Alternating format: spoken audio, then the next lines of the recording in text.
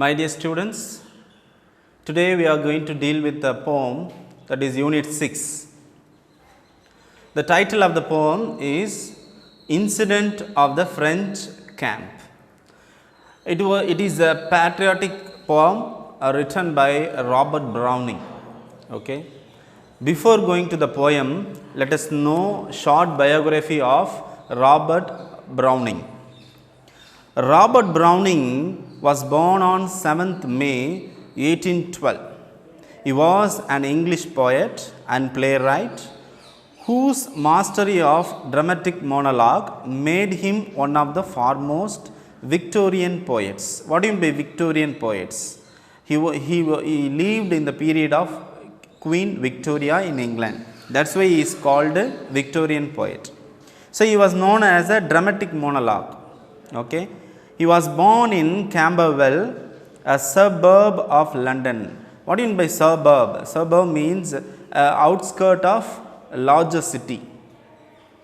So Camberwell was outside of London. Okay, that's why it is called a suburb. So he was born on suburb of London on 7th May 1812. He was educated mainly at home, but he attended a short course in Greek at London University. His poems are known for their irony, characterization. So his poems are known for what? Irony and characterization. And he is known for dark humor, social commentary, historical settings. Okay. So what do you mean by dark humor? In dark humor, it is a style of comedy that makes light of subject matter that is generally considered taboo. What do you mean by taboo? Taboo means a particular thing which may be banned or which is not permitted to speak.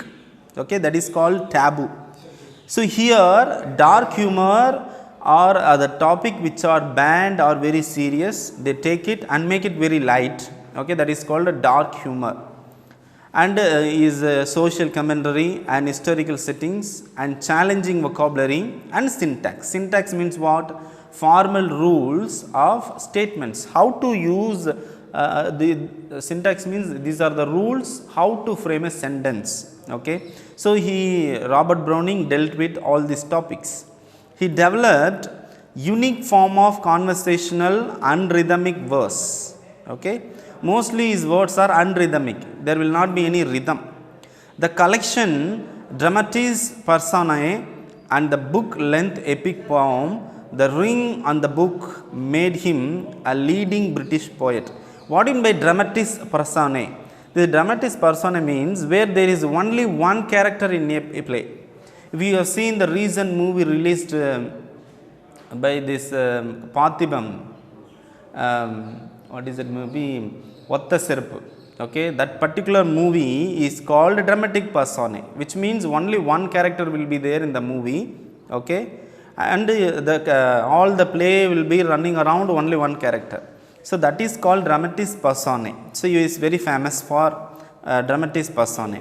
By 1881, in recognition of his outstanding contribution to literature, a literary society called Browning Society was established. Okay. So this is a short note of Robert Browning, and finally he died 12th December 1889. So through this short biography, we come to know that in all his poem, he concentrates characterization. Okay. The special, the unique feature of the particular character which he uses in the poem. Okay. So now let us come back to the poem Incident of the French Camp.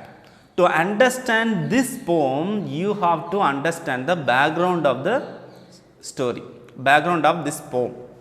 Now, who is the special character? Very main character in this poem is Napoleon Bonaparte. First of all, you have to understand who is Napoleon Bonaparte. If you understand him only, you can understand this poem.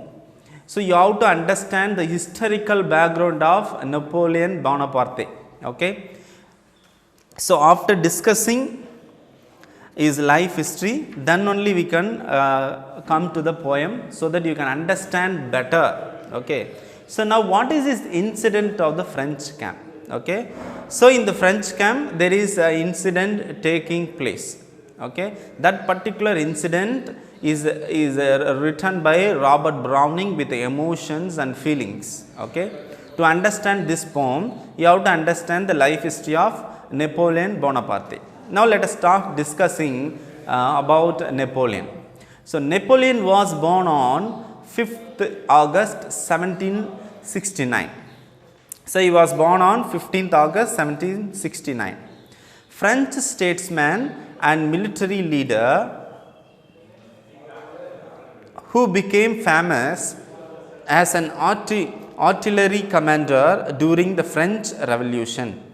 So, he was a very good and very talented French statesman as well as a military leader. Later, he became an artillery commander during the French Revolution. Next, he was the emperor of the French as Napoleon I from 1804 to 1814.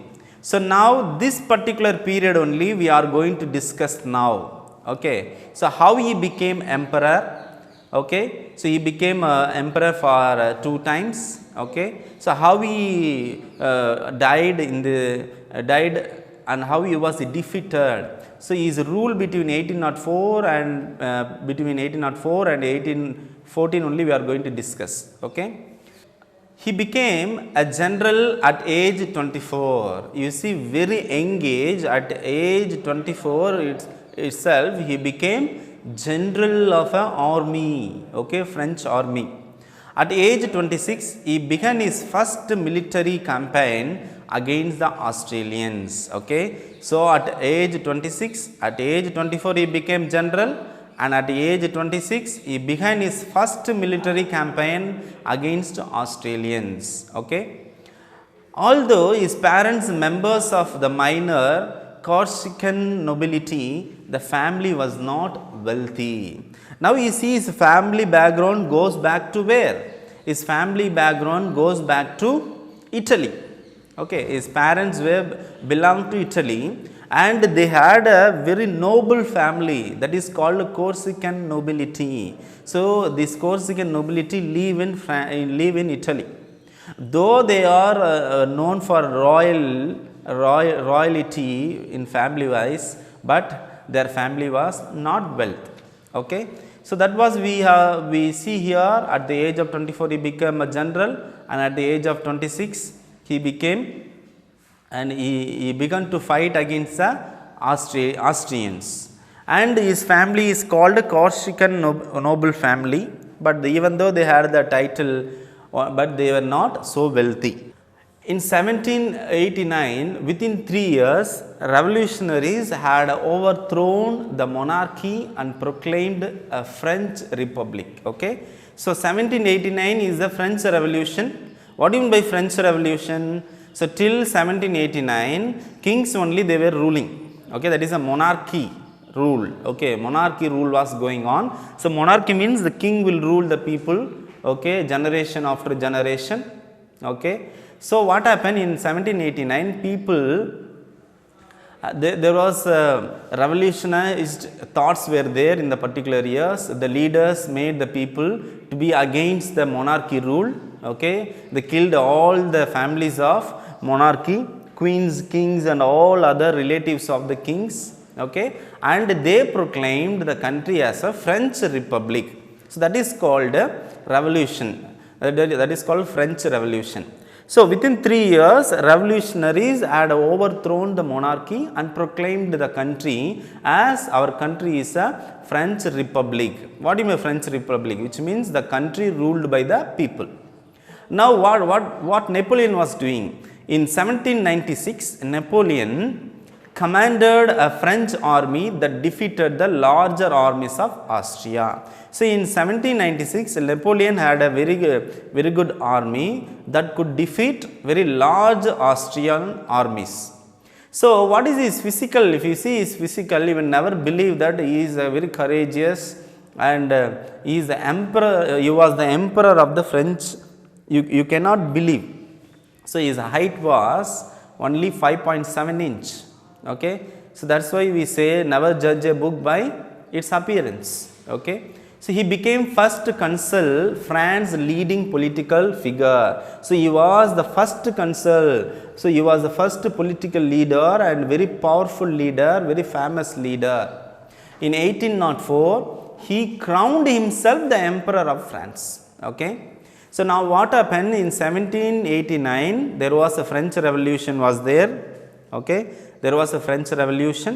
After that, he defeated Austria and he made himself as the emperor of the France. Once again he brought back the monarchy rule in France, that is in 1804. His greatest victories at the battle of Austrians and Russians. Okay. So he is the greatest. If you see his lifespan, only he ruled the country for almost 10 years only. So that is 1804 to 1814. Okay. Then after that he came back and he ruled for only just 100 days.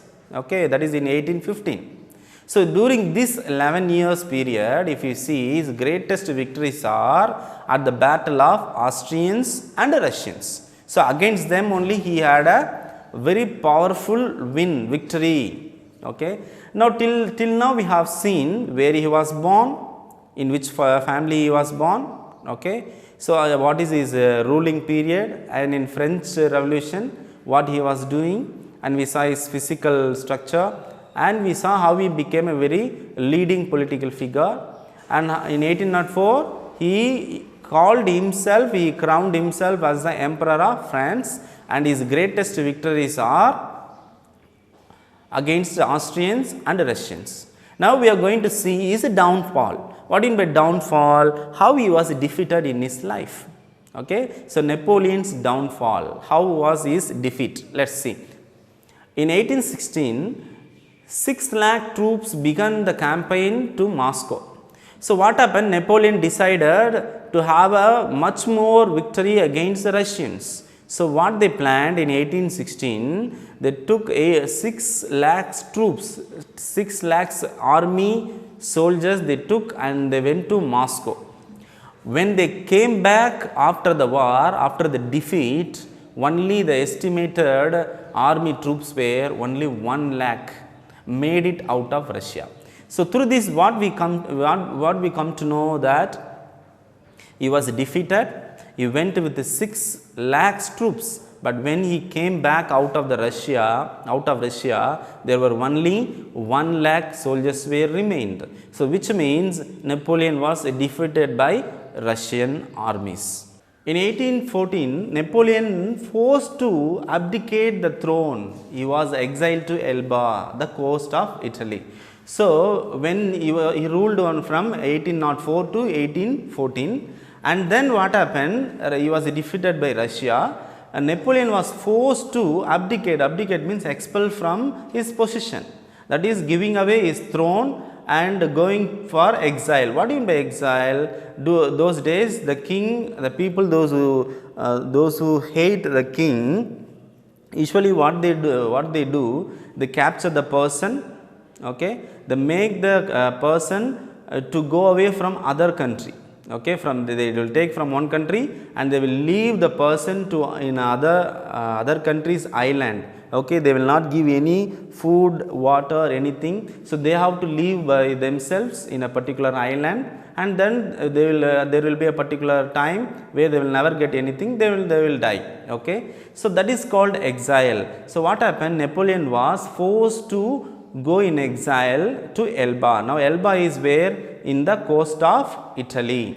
Now after that he stayed there less than a year. After staying there less than a year, he escaped.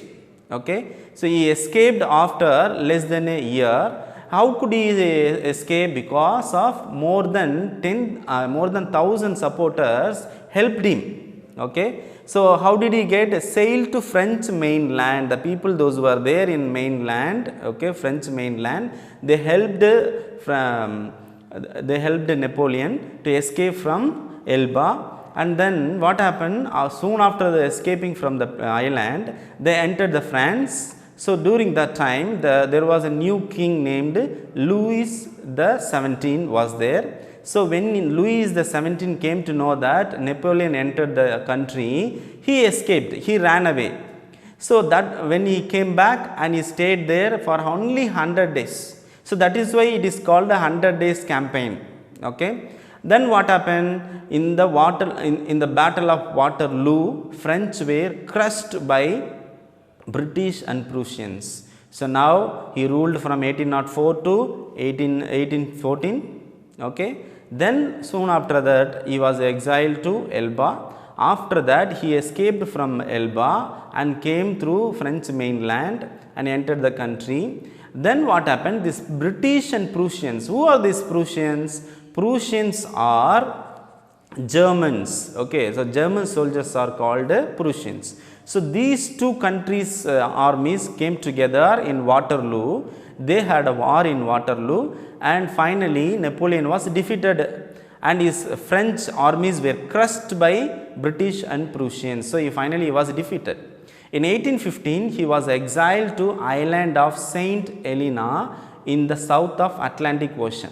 So what happened in 1815? He was once again exiled to another island that is called Saint Helena. This Saint Helena is where? In the south of Atlantic Ocean. Okay. So there he died there in 1821 at age 15. Okay. So he lived there. He ruled the country almost 10 years and 7 or 8 months only. Okay. So he was exiled for the second time. He was taken to the island of Saint Helena, and there itself he died. Okay. So through this biography, what we come to know, he struggled himself and he was there, even though he was born in Corsican nobility family, which is named for noble family, but their family was very poor. Okay. They did not have enough wealth to live, but he made himself, he made himself to join in a French army. Then he improved himself and he became a commander and he became a general, and at the particular point he became emperor of France. Okay. So even though he was exiled in Elba, he could escape from there and come back to the country, and again he became a French emperor, and finally he was defeated by British and Prussians. And he says, his famous quote is, "Never interrupt your enemy when he is making a mistake." So when you want to win, never interrupt enemy when he is making, you know that enemy is making mistake. Don't disturb him, let him make mistake so that we can win. So that is a beautiful quotes by Napoleon Bonaparte. That is, never interrupt your enemy when he is making a mistake. So now we have come to know that entire background of Napoleon Bonaparte. So what is the reason we come to know the life of Bonaparte? Why? The reason is the poem is based on Napoleon Bonaparte and the war. Okay, especially the war the war between France and Austrians. So that is the main theme of this poem, incident of the French camp. Now let us enter into the poem. So we have come to know the full biography of Napoleon Bonaparte. Okay. So there is very much connectivity in this poem about Napoleon Bonaparte. That's why we have analyzed the entire very important points in Napoleon Bonaparte's life history. Now let us discuss the poem, Incident of French Camp. Now in this poem, the poem Incident of the French Camp narrates an actual incident in the war in 1809 between France and Austria, led by Napoleon. Okay. So already we have discussed this point in his biography itself. So now what is happening in this poem? Napoleon was standing on a little mount, eagerly looking towards Ratisbonne. His mind was oppressed with anxious thoughts, and he said to himself that all his ambitious plans would come to nothing if Lance failed to storm Ratisbonne. Now here, what is the scene in the poem? The scene in the poem is Napoleon was standing on a little mount. Mount means mountain. So Napoleon was standing on the mountain. Eagerly he was looking towards the Ratisbon. What do you mean by Ratisbon? Ratisbon is a German Regensburg. What do you mean by Regensburg? Regensburg means a city in Germany. Okay. So this Ratisbon was under the control of Germans. It is in Austria. Okay. So now he was eagerly looking towards the Ratisbon standing on the mount. So how he was? His mind was oppressed with anxious thoughts. What is this oppressed? He was very much forced to down by unjust force. So he was very much anxious thoughts. So he was very much looking for a particular result. What is the result? His force was sent to Austria, that is Ratisbon, to capture entire city. That is the plan. And he said to himself that all his ambitious plan would come to nothing if Lannes failed to storm Ratisbon. What happens if Lannes? What is this Lannes? Lannes. What is this Lannes? Lannes is nothing but he was the Duke of Montebello. What is this Montebello? Okay. So now actually the full name of Lannes is Marshal Jean Lannes. Okay, that is his full name. He is very daring and talented journals. Okay. So he was a general in Napoleon's army. So it is he believes him. Napoleon believes on Marshal Jean Lannes. So he gave the work. What is the work he gave? He sent the force and heading Lannes, and he made them to enter into the Ratisbon without informing the country, and they had a war. Okay, so he was waiting for the result, standing on the mount, little mount, and with a tensed feeling. So that is the picture of this poem. The starting of the poem is like this, and the poem describes an act of chivalry. What do you mean by chivalry? That means horsemen armed for battle. So they were the chivalry people will go on horse with armed force. And this particular poem describes the gallantry. What do you mean by gallantry? Gallantry means courageous. Okay. And then patriotism and sacrifice on the part of a young French soldier. This is the one line. What is the one line of the poem? That it describes an act of chivalry, gallantry, patriotism and sacrifice on the part of a young French soldier. Okay. So the entire story is like this. So a troop is sent to Ratisbon, heading Lannes, that is Marshal Jean Lannes. So they enter into the Ratisbon. Napoleon was standing on the mount. Okay, he was waiting for the result. A young soldier comes with the wounded injuries, and he comes and tells the victory of Ratisbon. So how he is going to tell the victory? So that is the entire theme of the poem. Now let us enter into the poem. The first stanza starts like this. You know, we French stormed Ratisbon, a mile or so away. On a little mount, Napoleon stood on our storming day.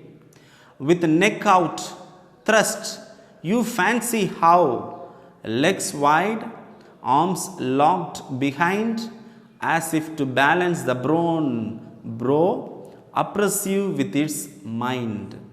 Now here you know means what? That is we know, the reader. We French stormed Ratisbon. What is stormed? Stormed means attack. So we French force attacked Ratisbon. So we went to Ratisbon and we attacked Ratisbon. That Ratisbon is what? A mile or so away. So it was away from a mile. Okay, 1 mile it is away. On a little mount, Napoleon was standing. So on a little mountain, Napoleon was standing on the mount and waiting for the result, which will be told from the Ratisbon. Stood on our storming day. So storming day means that was attacking day. So he was stood on the mountain and he was waiting for the good result. But he was so much tensed. So how was he was standing? He was standing with the neck out. Thrust, you fancy how. How was he standing? Outthrust. What do you mean by outthrust? Outthrust means extending forward. So his neck was in forward, looking for the result. You fancy. Fancy means imagine. The poet Robert Robert Browning tells us to imagine how the situation is. So, Napoleon was standing on the mount and looking for the result. His neck was in forward position. It tells us to imagine the particular scenery. So, how was his legs wide? Okay, so he kept his two legs in wide position and his arms are locked behind. So, his two hands were behind him, locked to each other. Okay. So, this was the position. What was the position? His neck was in forward position. His neck was in a forward position. Legs were in wide position. Arms were locked behind, as if to balance the brown bro. Why he is standing in that particular position? Because to balance the position. Brown bro. What in by brown bro means inclined downward. So his eyebrows are inclined in downward. Why? Because he is oppressive with its mind. So oppressive means what? In oppressed movement, suppressed movement. He is very sad whether he is going to win or not. That there is a tension in that. That's why he is balancing, he is standing in a wide position, locking his arms and making his inclined position in a balanced manner. So, in this stanza we have, what did we discuss? We discussed French attacked Ratisbonne. It was a mile away from, and Napoleon was standing on the mount and they were fighting there, they were attacking the Ratisbonne. Napoleon's neck was in forward position, and the poet Robert Browning asking us to imagine the scenery that these legs were in wide position, arms were locked behind, and to balance that position, why he was doing all this in position? Because to balance the brown brow means inclined downward, which means his eyebrows were in down position. He is very sad whether there is a victory will come towards him. So he was in tense position. Okay, so we will discuss later what happened to Napoleon.